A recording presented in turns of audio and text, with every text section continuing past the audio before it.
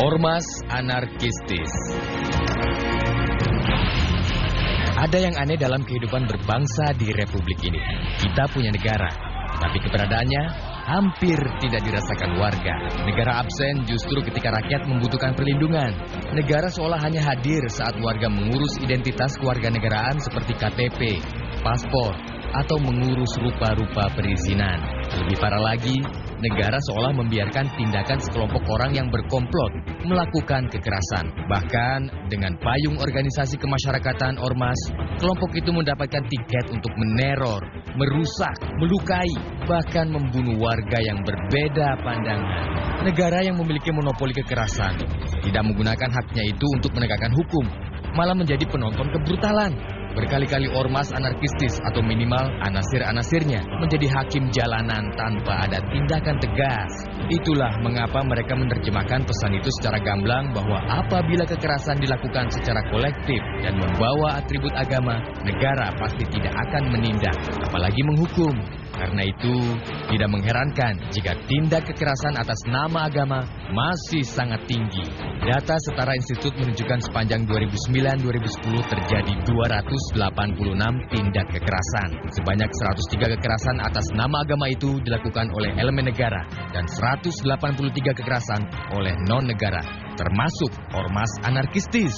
Data itu menunjukkan bahwa negara terus kalah oleh ormas penguasa jalanan itu. Kian kelihatan kekalahan telak negara ketika tuntutan pembubaran ormas anarkistis itu selalu dijawab dengan pernyataan membubarkan ormas tidak mudah. Undang-Undang Nomor 8 Tahun 1985 tentang organisasi kemasyarakatan sudah memberikan jalan bagi pembubaran ormas anarkistis. Namun jalan itu amat panjang dan berliku-liku. Awalnya ormas itu harus dibekukan dulu. Syaratnya melakukan kegiatan yang mengganggu keamanan dan ketertiban umum, menerima bantuan pihak asing tanpa persetujuan pemerintah pusat, dan memberi bantuan kepada pihak asing yang merugikan kepentingan bangsa dan negara. Pemerintah dapat membekukan ormas tersebut. Pembekuan itu tidak bisa langsung dilakukan. Pengurus ormas itu harus lebih dulu dipanggil dan diberi peringatan. Pemerintah baru bisa membekukan pengurus ormas yang bersangkutan setelah meminta pertimbangan dan saran dari segi hukum dari Mahkamah Agung. Bila setelah dibekukan ormas tersebut bertobat, pembekuan bisa dicabut dan ormas itu boleh beroperasi lagi. Jika mereka melakukan tindakan lagi yang sama dengan sebelum pembekuan, baru bisa dibubarkan. Tapi negara mestinya tidak boleh menyerah. Asal ada kemauan, pasti ada jalan bagi terobosan hukum. Bukankah prinsip hukum demokrasi berlaku bahwa freedom of association mengandung syarat peaceful of association?